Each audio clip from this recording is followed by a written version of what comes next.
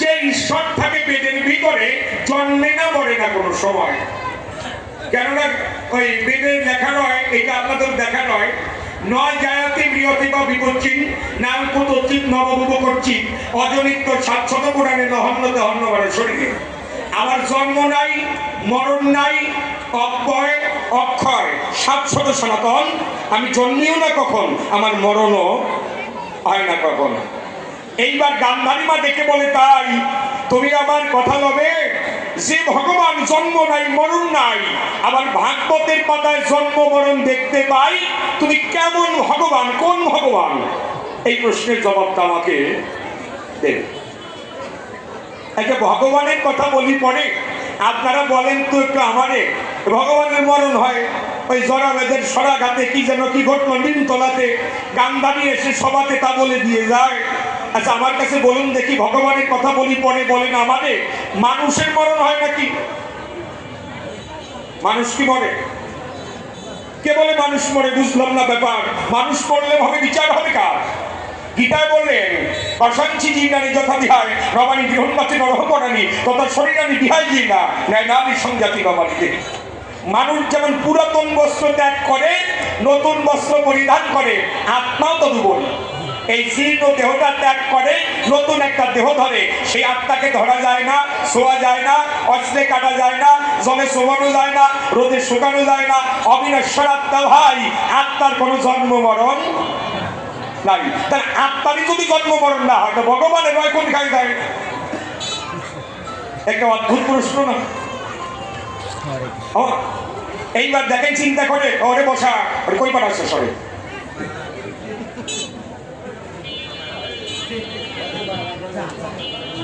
যা যা এক ঘন্টা দুই পরে আসবি।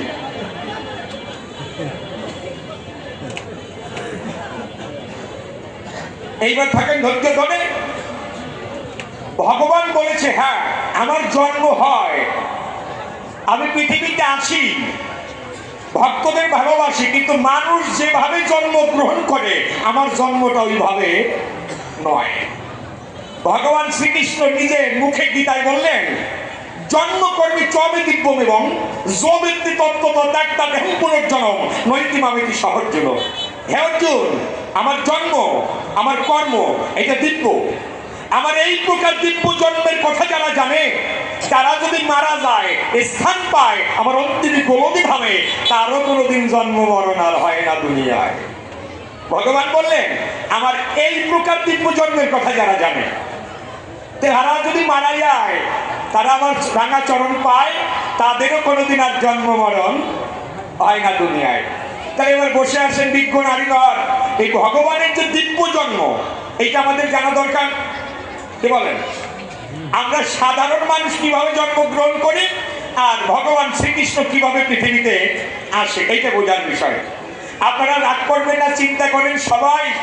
আমরা সাধারণ মানুষ যারা কামনা বাগুনে জন্মগ্রহণ করি তারা হয়ে যায় আত্মহারা। চিন্তা করবেন জানি যারা, তাই আমরা 98% মানুষ আমাদের জন্মেরই ঠিক নাই।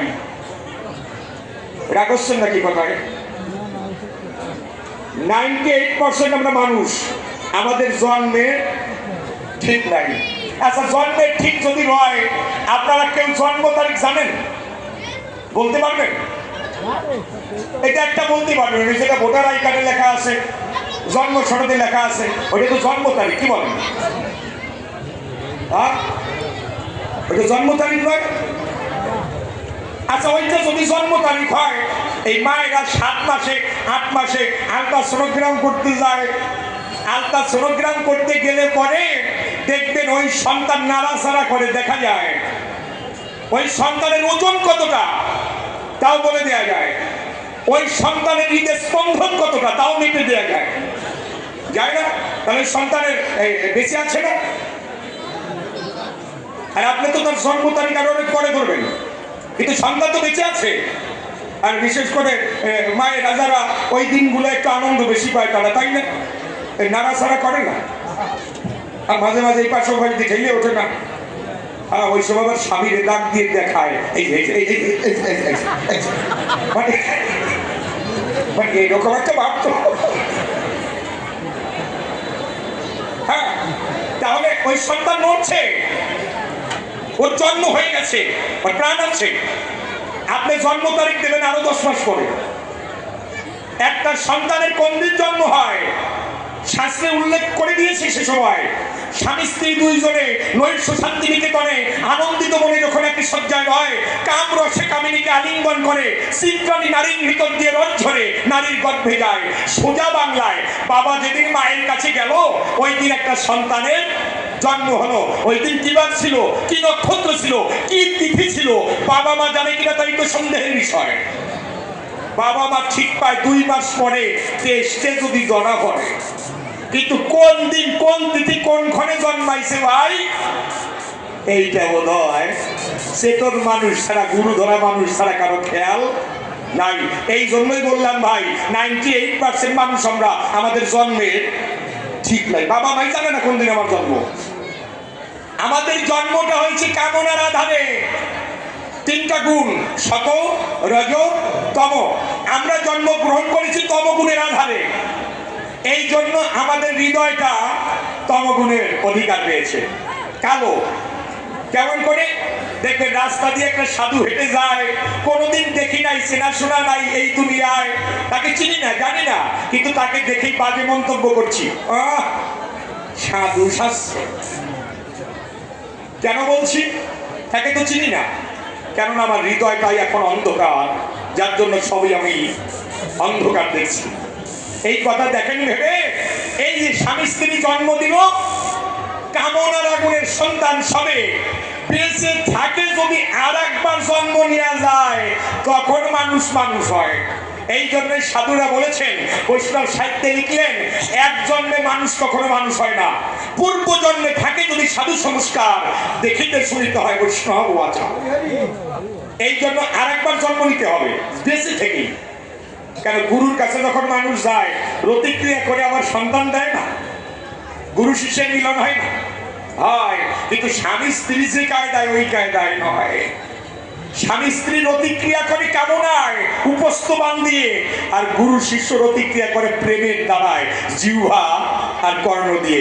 সেই প্রতিক্রিয়া করতে শিখতেই করতে হয় ভাবের বৃদ্ধি, থাকতে হয় বিবেকে বুদ্ধির ঘরে, তাতে ভক্তির তো শুধু মিশাইয়া প্রেমবালির শিউরে দিয়া অনুরাগের ফুল সজ্জার পরে গুরুর জিহ্বা লিঙ্গখানি, শিষ্যের কর্ণ হবে জনি, নিষ্কামেতে করিবে সিঙ্গার, আমার হরি নামের বীর্য ফোঁটা ভাবতে হবে মনে কোথা, চিত্রানিতা করবে আস্বাদন, সেই গর্বে পুত্র হবে, যার নামক পুত্র পাবে, লম্বি উচ্চারিয়ে পরাশরে উঠাইবে, রাধা কৃষ্ণের যুগল মিলন দেখিতে পাইবে, সেই দিন বড় মানুষ। একে বলে বাক্যবীজ। বাক্যবীজের সন্তান হয়। আর একভাবে সন্তান হয়, জন্মানো যায় যদি কোনো সাধুগুরু বৈষ্ণব আশীর্বাদের হাত দেয় মাথায়, তাতেও সন্তান হয়। বলি আপনার দিকে তার আমাদের ভাবুক কবি, প্রেমিক কবি ছিলেন বিজয় সরকার। আপনারা সবাই জানেন বিজয়বাবু ছিলেন বাক্য সিদ্ধা মহাপুরুষ। তিনি মুখ দিয়ে যা বলতেন তাই হতেন। এখন বিজয় সরকার লড়াইয়ে গান গায়, আসরে গান করে, ভক্তরা চোখের জল দিয়ে ছেড়ে সবাই কান্না করে তথায়। এই সময় আসরে বসে ওই বিজয় বাবুর পাশে এসে স্বামী স্ত্রী দুইজন ভেসে ভেসে চরণ যুগল জড়িয়ে ধরে কান্না করে দেয়। এত জোরে কান্না করতেছে, বিজয় সরকার ডাক দিয়ে করলো, মানা ও বাবা, ও মা, তোরা কান্না করিস না, তোদের চোখের জলে ভগবানের আসন তলে কি আছে তোদের দিলে, চিন্তা কার জন্য কাঁদছিস? আশীর্বাদ করলাম যবে, বাড়ি চলে যা, তোদের দুইজনের মনের ইচ্ছা পূর্ণ হবে। আশীর্বাদ তো করে দিস। বিজয় সরকার গান করে যখন বাসা করে গেছে ভাই, ওই স্বামী স্ত্রী দুইজন বাড়ি যায় ভাই, বাসা করে গিয়ে আবার প্রণাম দিছে। বিজয় সরকার ডাক দিয়ে কয়, কি রে, আশীর্বাদ করলাম তোদের মাথায়, বাড়ি যাস নাই কেন? স্বামী স্ত্রী দুইজনে আবার প্রণাম করে চরণে ডাক দিয়ে বলে, বিজয় সরকার, আমরা সবাই জানি আপনি বাক্য সিদ্ধ মহাপুরুষ, কিন্তু এই কথা দেখেনি ভেবে আমাদের উপরে যে আশীর্বাদ করছেন, আশীর্বাদ ফিরেই নেন, এইবার আপনার মুখের কথা মিথ্যা হবে। বিজয় সরকার বলে, বলিস কি, আমার মুখের কথা মিথ্যা হয়ে যাবে? কেমন করে? স্বামী স্ত্রী দুইজন দেখে বলে, তাই ভারত বাংলাদেশে ডাক্তার দেখাতে তোর মনে হয় বাকি রাখি নাই, ডাক্তাররা করে দিয়েছে মানা, আমরা একজন বাঁধা একজন বন্ধ সন্তান নিয়ে করতে পারবো না আনন্দ, এই জীবনে আর সন্তানের মুখ দেখা হবে না। একজন যদি বাঁধা হয় অন্য কায়দায় সন্তানের ব্যবস্থা করা যায়, একজন বন্ধ হয় টেস্ট টিউবের দ্বারা সন্তান দেয়া যায়। তো দুইজনে যদি বাঁধা আর বন্ধ হয় সন্তান হয় কোন কায়দায়? বিজয় সরকার ডেকে বললো, তবে সব কি ডাক্তাররা পারে নাকি? যা, চিন্তা করিস না, বাড়ি যা, তোদের সন্তান হবে, তোদের দুইজনের ইচ্ছা পূর্ণ হবে। স্বামী স্ত্রী দুই যখন বাড়ি গেল, মাসখানি পরে বুঝতে পেল যে গর্ভ হয়েছে। কিন্তু গর্ভ যখন হয় স্বামী স্ত্রীর মধ্যে ঝগড়াটা বেশি বেড়ে যায়। কেন বাদে? স্ত্রী কয় যদি একটা ছেলে হয় স্বামীর বংশের মুখ উদ্ধার হয়, আর স্বামী করে মানা খবরদার ছেলের কথা কবা না, যদি একটা মেয়ে হবে মানুষের মতো মানুষ করাইয়ে ভালো জামাই দেখে বিয়ে দিয়ে সম্পত্তি সব দিয়ে আমরা স্বামী স্ত্রী বৃন্দাবনে গিয়ে বাস করবো। তবে ছেলে চাই না, একজন মেয়ে চায় একজন ছেলে চায়, মাঝে মাঝে একটু বিজয় সরকার মাস 2 পরে আবার গান করতে আসছে পাশের গ্রামের ভিতরে। স্বামী স্ত্রী দুইজন যায়, গিয়ে প্রণাম করে বিজয় সরকারের পায়ে, ডাক দিয়ে বলেছে, স্বামী সেই সময় বলেছিলাম না আপনার মুখের কথা মিথ্যা হবে। বিজয় সরকার ডাক দিয়ে কয়, কেমন কথা বলি, শুধু গর্ব দেখা যায়, সন্তান তো হবে।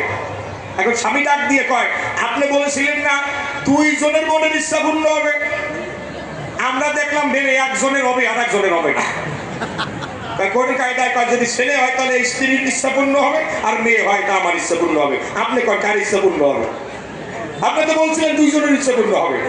বিজয় সরকার দেখে বলে, ওদের কাছে আবার ফেলাইনি কোন ফেসে, যাক আশীর্বাদ করলাম যখন, তবে চিন্তা করিস না, বাড়ি যা, দুইজনের ইচ্ছাই পূর্ণ হবে। দম্পতি যখন বাড়ি ফিরে এলো, কয়েক মাস পর সন্তান প্রসবিত আছেন যত জ্ঞানবান, সন্তান করেছিল জন্মগ্রহণ, একটা ছেলে একটা মেয়ে দিয়েছিল। একে বলে আশীর্বাদের সন্তান। এইবার দেখেন চিন্তা করে, যার কৃপা পেয়ে মানুষ আশীর্বাদ দিয়ে সন্তান জন্মাতে পারে, সে যদি পৃথিবীতে আসে তবে কি স্বামী স্ত্রীর মিলনের দরকার হবে? সেই শক্তি যদি আসে, উনি দেখে বললেন, যদা যদা হি ধর্মস্য গ্লানির্ভবত ভারত অভ্যুত্থানম ধর্মস্য তদাত্মানাং সৃজন্মহম। যখন ধর্মের বুকে গ্লানি নেমে যায়, অধর্মের অত্যাচার বেড়ে যায়, তখন আমি নিজে নিজেকেই সৃজন্মহম, নিজে নিজেকেই সৃষ্টি করি বা নিজে নিজেকেই প্রকাশ করি। আমি প্রকাশ করি কেমন করে? আপনাদের কাছে যাচ্ছি সেই তত্ত্ব দিয়া, যেদিন দৈবকী আর বসুদেবের হয়েছিল বিয়া, বোন বিদায় দেবার লাগিয়া কংস যখন রথ চালাইয়ে যায়, কিছু দূর যখনই গেল আকাশে দৈববাণী হলো। আপনারা জানেন বসুধায় দৈববাণীতে বলেছিল, কংস যাকে বিদায় দিতে যাচ্ছ তোমার বোন দৈবকী, এর 8ম গর্ভের সন্তান দ্বারা হবে তুমি ধ্বংস। কংস রথ থামাইয়ে দেয়, অন্তরে করে বিবেচনা, যে বোনের সন্তান হবে আমার নিধন করবে, এই বোনই তো আমি রাখবো না। হাত ধরে রথ থেকে নামাইয়ে খড়্গাঘাতে যখন বোনকে হত্যা করতে যায়, এইমন সময় বসুদেব ডাক দিয়ে কয়, ও কংস, তোমার এত মরার ভয়?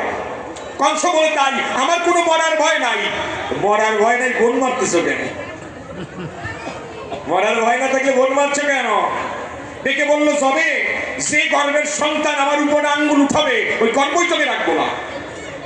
এমন সময় বসুদেব ডাক দিয়ে কয়, তোমার মরণ যদি ওই 8ম সন্তানের দ্বারাই লেখা হয়, এই ধারণা তুমি ফিরাতে পারবে না। তা তোমারে কি করো? আমাদের হত্যা করো না, 8ম গর্ভের সন্তান হলে তোমার কাছে দিচ্ছি বলে এই সন্তান তুলে তোমার করে দিয়ে দেবো। ওই সন্তান পারলে বেরিয়ে ফেলো। কংস কয়, যদি না দাও, কথা যদি ঘুরে যায়, যতদিন পর্যন্ত 8ম গর্ভের সন্তান না হবে ততদিন পর্যন্ত কারাগারে তোমাদের বন্দী থাকতে হবে। কংস বলল, রাজি আছি, আমরা রাজি। এইবার কংস দৈবকীকে আর বসুদেবকে কারাগারে নিক্ষেপ করে হাসতে হাসতে সিংহাসনের উপরে যায়। ওই জায়গায় নারদ মুনি হয় উদয়। নারদ ডাক দিয়ে কয়, কংস, তোমার মতো বলদ রাজা তাই এই জগতে মনে হয় একজনও নাই। তো বলদ রে, বলদ করলে রাগ একটু বেশি হয় না? দেখেন না আপনারা, বলদ বলদ কইলি রাগ হয় না, চালাকে বলে রাগ হবে না, আর বলদ কইলি রাগ হবে। হ্যাঁ, রাগ হবে না। বলদ যদি না হয়, যার 100 সন্তান মারা যায়, ওই পাতার গল্প করে। হ্যাঁ, যার 100 সন্তান মারা গেছে, তার এই কাণ্ড আছে যেন কোন ভাষা উচ্চারণ করতে হবে, আর বারবার করে কয় কৃষ্ণ কৃষ্ণ। ভাষা সংযত করো, ভগবানের নাম ধরে ডাকার আগে একবার শ্রী শব্দটা ব্যবহার করো। সনাতন ধর্মের ছেলে হলে শ্রীকৃষ্ণ বললে ভালো লাগে না? বারবার করে আজকে বাবা ঘন্টা খানি বলে কৃষ্ণ ও কৃষ্ণ ও কৃষ্ণ, তাই এই জন্যই তোমার সওয়াল মারা গেছে, তোমার ভাষা ভালো নাই। হ্যাঁ, এইবার কংস ডেকে বললো, তাই এই নারদ, আমাকে বলদ বললি কেন? বলছে বলদ না তো, তুমি তো আসলে বলো। কেমন করে? বলে দৈবকীর অষ্টম গর্ভের সন্তান হবে, তোমারে মারবে। ডাক দিয়ে কয়, অষ্টম গর্ভের সন্তান হইলে আমি মেরে ফেলাবো দুনিয়ায়। নারদ ডাক দিয়ে কয়, অত লাফাও কেন? অষ্টম পর্যন্ত গুনতে জানো? অষ্টম কি তুমি চেনো? চিনি না মানে? গুণে দেখাও। প্রথম, দ্বিতীয়, তৃতীয়, চতুর্থ, পঞ্চম, ষষ্ঠ, সপ্তম, অষ্টম। আর সোজা কথা 1 2 3 4 5 6 7 8। আপনাদের কাছে প্রকাশ করি, নারদ মুনি নিয়ে আসছে 8টা কুম্ভ, 8টা হাড়ি। হাড়িগুলো সাজিয়ে রেখেছে গোলাকার করে, একটার সঙ্গে একটা মিশাইয়ে। একটা হাড়ি রেখেছে, মিশাইয়ে আর একটা রেখেছে, আর একটা রেখেছে, কিন্তু গোলাকার দিয়েছে। এইবার নারদ মুনি ডাক দিয়ে কয়, তবে কংস এবার গুইনে বলো তো, এর মধ্যে 8 নাম্বার হাড়ি কোনটা হবে? রেজাল্ট হয়েছে না? আপনারা কি বলেন ভাইটা? যেমন কবি কলেজ আমাদের 8 জনের কবি গানের দল, নিচে 8টা লোক বসে আছে, তা আপনারা বলতে পারবেন এর মধ্যে 8 নাম্বার কোনজন? তা পারবেন না। কেন পারবেন না? আমি যদি এইখান থেকে গোনা শুরু করি, গুনতে গুনতে ঢুলির কাছে এসে 8 হবে। গোনাটা যদি এইখান থেকে শুরু করি, এই যে 8 হবে।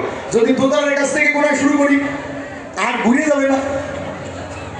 নারদ দেখে বলে, তাই দেখো ভেবে, দৈবকীর গর্ভে 8টা সন্তান চক্রাকারে সাজানো আছে গোল করে। ভগবান 8 নাম্বার সন্তান হবে, কিন্তু ভগবান কোন পাশ থেকে গুনে যে 8 হবে তা তুমি জীবনেও ঠিক পাবা না। কংস চিন্তা করে, তাই এইটা তো জীবনে ভাবি নেই, ভাববা কেন? এই জন্য তো তুমি বলো, ভাবো তো না। এখন বলে কংস বলতেছে, তাই নারদ এইবার বুদ্ধি দাও কিভাবে বাঁচা যায়। নারদ ডাক দিয়ে কয়, তোমাদের করি মানা, এই অষ্টম পর্যন্ত গোনা লাগবে না, দেখো ভেবে যেটা হবে ওইটা দিমাগিয়ে ফেলাই দেবে। এই বুদ্ধিটা কেমন হয়েছে? খুব ভালো। তাৎপর্য কোন জায়গায় আপনারা জানেন সবাই, যদি কোনো নারীর সন্তান হয়, বেঁচে থাকে দুনিয়ায়, আর একটা সন্তান 2-3 বছর পরে কামনা করে যে 2 বছর পরে আর একটা সন্তান হোক। আর যদি কোনো নারীর সন্তান হয়ে মারা যায়, গর্ভে মারা যায়, ওই নারী চিন্তা করে যত তাড়াতাড়ি আর একটা সন্তান ধরা যায়। নারদ চিন্তা করেছে দৈবকীর সন্তান হবে, যত তাড়াতাড়ি কংস মারবে দৈবকী তত তাড়াতাড়ি সন্তান কামনা করবে, আর আমার ভগবান তত তাড়াতাড়ি পৃথিবীতে আসবে। এইটাই হচ্ছে তাৎপর্য। এইবার এক এক করে 6টা সন্তান মেরে ফেলেছে ভাই। সপ্তম সন্তান রোহিণী গর্ভে স্থাপিত ছিল, আর বায়ু গর্ভটা দৈবকীর আমরা পাই। দৈবকীর বায়ু ছিল, আর গর্ভ ছিল রোহিণীর, বলরাম। বায়ু সরে গেছে, কংস এসে দেখতে পারে ভাই গর্ভও নাই, সন্তানও নাই। অন্তরে করলেন বিবেচনা, সপ্তম সন্তান যখন আমি ধরতে পারলাম না, তার অষ্টম সন্তানকেও ধরতে পারবো না। এরা যাতে সন্তান কামনা না করতে পারে, লোহার শৃঙ্খল দ্বারা আবদ্ধ করে বুকের উপরে পাষাণ চাপা দিয়ে দেয়। এইভাবে বছর কেটে যায়। আছেন যত ভক্তদয়, 1 বছরে যখনই কেটে গেল পরিপ্রকাশ, ভাদ্র মাস, আকাশের গায়ে অষ্টমী তিথি হয় উদয়। দৈবকী দেখতে পারে ভাই তার গায়ে লোহার শৃঙ্খল নাই, এমনি এমনি খুলে গেছে, পাষাণটা সরে গেছে। চিন্তা করে আমার স্বামী কেমন আছে, স্বামীর একটু দেখতে যাই। এই দৈবকী উঠে রওনা দিল। এবার ওপাশে কি ঘটেছে, বসুদেবও দেখতে পারে তাই, তার গায়ে লোহার কোনো শৃঙ্খল নাই। এবার বসুদেবও চিন্তা করে ওই কারাগারে দৈবকী কি করে, আমি একটু দেখতে যাই। এই যে দুইজনকে দেখার মানুষে যখন মুখোমুখি এসে দাঁড়িয়েছে ভাই, কারণ নয়নে নয়নে এখনো বাণ বরিশন হয় নাই। কেন হয় নাই? দৈবকী চিন্তা করে কেমন করে এই মুখ দেখাবো স্বামীরে। আমাকে যেদিন বিয়ে করে ওই দিন থেকে কারাবাস হয়, একটা সন্তান ও স্বামীর কোলে তুলে দিতে পারি নাই দুনিয়ায়। এই মুখ কি আর দেখানো যায়? দৈবকীর চোখের জল ঝরে পড়ছে ধরাতল, বসুদেব কাঁদছে অবিকল, অন্তরে করে বিবেচনা, আমি কেমন বাবা, একটা সন্তানকেও রক্ষা করতে পারলাম না। বাবা দৈবকীর দুটো চোখ আর বসুদেবের দুটো চোখ, চারটে চোখের জল ধরছে। আপনাদের আছে জানা, মানুষ কান্নায় যখন কোনো কুল কিনারা পায় না, তখনই ভগবানের কথাই মনে হয়। কান্নায় আর নাগাল পায় না, এই আর দুইজনের কান্না করে, চোখের জল দিয়েছেন উপরে, ডাক দিয়ে বলছে প্রভু বলতে পারো আর কত চোখের জল ঝরালে তোমার করুণা হবে বিভু? আর কত চোখের জল ঝরালে তোমার চরণ ধুয়ে যাবে? বলতে পারো আর কত কান্না করলে তোমার আসন টলবে? কতদিনে তোমার করুণা হবে? আপনাদের আছে জানা, ভগবান সকল কিছু সইতে পারে, কিন্তু ভক্তের চোখের জল সইতে পারে না। চারটে চোখের জল নিয়ে ডাকছে, দৈবকীর দুটো চোখ আর বসুদেবের দুটো চোখ। বসে শোনেন বিজ্ঞ দল, চোখের জল ঝরে পড়ছে ধরাতল, অবিরল ঝরে যায়। কান্না করতে করতে বলি আপনাদের সাক্ষাতে, ওই অশ্রু সিক্ত আঁখি নিয়ে যখন দৈবকীর দুটো আঁখি দিয়ে বসুদেবের দুই আঁখির দিকে তাকায়, অশ্রু সিক্ত বসুদেবের দুই আঁখি যখন দৈবকীর দুই আঁখির দিকে তাকায়, বসে শোনেন বিজ্ঞ দল, অশ্রু সিক্ত চার নয়নের যখন মিলন হয়ে গেল, ভগবান আর থাকতে পারলো না। দুইজনের মাঝখানে শঙ্খ চক্র গদা পদ্মধারী ভক্তের মাঝখানে এসে যখন দাঁড়ালো, শঙ্খ চক্র গদা পদ্মধারী প্রকাশ করি চার হাত নিয়ে যখন দাঁড়ায়, দুই হাত দিয়ে বসুদেবের দুই চোখের জল মুছিয়ে দেয়, আর অপর দুই হাত দিয়ে দৈবকীর দুই চোখের জল মুছিয়ে দেয়। এই সময় নারায়ণ দেখে বলছে দৈবকী, বলি তোমার কাছাকাছি তোমার কান্না নিবারণের তরে আমি স্বয়ং হরি এসেছি। দৈবকী দেখে বলে তাই প্রভু, যেই দিন আমাদের বিয়ে হলো আকাশে দৈববাণী হয়েছিল যবে তুমি নাকি সন্তান হয়ে আমার কোলে আসবে। আমি বলি তোমার কাছাকাছি সেই দিন থেকে এই রূপ ভুলে গিয়ে বাৎসল্য প্রেমের সন্তান রূপে তোমাকে কল্পনা করেছি। আমি বলি তাই, এই রূপের আশা আমার নাই, কথা লও, যদি ভালোবাসো কোলে এসে মা বলে বসো। তখন এই চার হাতের নারায়ণ ছিল, ছোট্ট একটা নারায়ণ মূর্তি ধারণ করে দৈবকীর কোলের উপরে গিয়ে বসে মা বলে ডাক দেয়। দৈবকী ডাক দিয়ে বসুদেবকে কয়, কথা লও, এই সন্তানকে নন্দালয়ে রাখতে যাও। বসে শোনেন বিজ্ঞ দল, ওই সন্তান নিয়ে বসুদেব করে দিচ্ছে একটা হিসেব। যমুনার পারে যখনই গেল, যমুনা নদী পার হবে কেমন করে? যমুনায় যে ঢেউ, কেননা যমুনার আনন্দ বাড়ে, যমুনার আনন্দ তো কেননা ভগবানের চরণ আজকে দর্শন হয়। কত জন্মের আগের কথা বাবা, আজকে যমুনায় আনন্দে ঢেউ খেলছে, কিন্তু এদিকে বসুদেব অন্তরে করে বিবেচনা, এই যমুনা তো পার হওয়া যাবে না। আমার ভগবান মহামায়াকে ডাক দিয়ে বলল, আমার বাবা ভয় পাচ্ছে, আমার ভক্ত ভয় পাচ্ছে, যাও। মহামায়া শৃগাল রূপ ধারণ করে ওই যমুনা নদী ধীরে ধীরে পার হয়ে যায়। বসুদেব এই সন্তানকে নিয়ে মাথায় মনে মনে চিন্তা করে, যদি শৃগালে পার হতে পারে আমি পারবো না কিসের দায়? বসে শোনেন বিজ্ঞ দল, ওই সন্তানকে মাথায় নিয়ে মাঠ যমুনায় যখনই গেল, ওই চার হাতের নারায়ণ তখন যমুনায় পড়ে গেল। এইবার বিচার্যের বিষয়, যে সন্তানটা যমুনায় পড়ে যায় তার চার হাত পড়ে গিয়ে লীন হয়ে গেছে ভাই। তাই বসুদেব আর ডুব দিয়ে তালাশ করে পায় নাই। তো বসুদেব অন্তরে করে বিবেচনা, এখন সন্তান কংস মেরে ফেললে ভালো হতো, আমি বাবা হয়ে সন্তানকে রাখতে পারলাম না। এখন যদি দৈবকীর কাছে যাই, দৈবকী আমাকে জিজ্ঞেস করবে সন্তান ঠিক মতো পৌঁছে দিয়ে আসছো তো? আমি যদি বলি সন্তানকে আমি বাঁচাতে পারি নাই, ওই দৈবকীকেও বাঁচাতে আমি পারবো না। তাই আমি অন্তরে করে বিবেচনা, যেই পর্যন্ত সন্তান আমি না পাবো, যমুনার জলে প্রাণ বিসর্জন দেব, এই মুখও আর কখনো দৈবকীকে দেখাবো না। ওই জলে ডুব দিচ্ছে, কিন্তু ডুব দিয়ে কত সময় থাকা যায়? ডুব দিয়ে আর নিঃশ্বাস নিতে পারে না। এখন চিন্তা করে আমি তো প্রাণ ত্যাগ করবোই, তো ডুব দিয়ে যখন থাকা যাবে না, অন্তরে করে বিবেচনা ডুব দেবো না, এইবার চরণ দিয়ে তালাশ করে দেখি যদি চরণে বাঁধে। প্রশাসনের বিজ্ঞ দল এই যমুনার ভিতরে সন্তানকে পাবার তরে যখন চরণ বাড়িয়ে দিল, ভগবান চিন্তা করে তথায় আমার সময় বয়ে যায়। এই সময় ভগবান বলছে আমিও পাবো না, কেননা আমা হতে নাম বড়, নাম হতে ভক্ত বড়, আর ভক্ত হতে ভক্তের চরণ ধুলি আরো বড়। যে ভক্ত পৃথিবীর কল্যাণের তরে 6টা সন্তানকে বলি দিতে পারে, ওই ভক্ত যদি চরণ বাড়িয়ে দেয় আমি ভগবান আর আপত্তি করি কিসের নাই। প্রশাসনের বিজ্ঞ দল যমুনার ভিতরে বসুদেবে যখন চরণে বাড়িয়ে দিল, আমার ত্রিভুজ মুরলীধারী ভক্তের চরণে যুগলে জড়িয়ে ধরলো, তখন বিষ্ণু মায়ায় ঘিরে গেল, ওই সন্তানকে টান দিয়ে উঠালো। ভাই বিষ্ণু মায় আচ্ছাদন হলো। এইবার কোন সন্তান পড়ে গেল আর কোন সন্তান উঠে এলো, এইটা বিষ্ণু মায়ার জোরে বসুদেব বুঝতে পারে নাই। 4 হাতে নারায়ণ যমুনায় পড়ে গেল, দ্বিভুজ মুরলীধারী শ্রীকৃষ্ণ যমুনার বক্ষ থেকে এসে লীলা আবির্ভাব করলো। যার জন্য বললেন আমি নিজে নিজেকে সৃষ্টি করি বা প্রকাশ করি, তাই আমার কোনো জন্ম নাই, আমার মরণও নাই, আমার মরণও নাই। কিন্তু জরাবেদের সরাঘাত কেন ভগবান মাথায় নিল? ভক্তের মন রক্ষার দায়। এই কথাটা বলে যাবো অন্যদিকে চলে, একটু সময় 5 মিনিট। হ্যাঁ, ত্রেতা যুগে বলি আপনাদের পূর্বভাগে রামচন্দ্র যেজন রায় সুরাবানে বালিকে বধ করে, বালির একটা সন্তান ছিল, তার নাম অঙ্গদ, নাকি অঙ্গদ না? ওই অঙ্গদ কিন্তু আবার রামচন্দ্রের সঙ্গে যোগ দেয়, রামচন্দ্রের দলে মিশে লঙ্কায় গিয়ে অবশেষে রাবণ বধ করে সীতাকে উদ্ধার করে দেয়।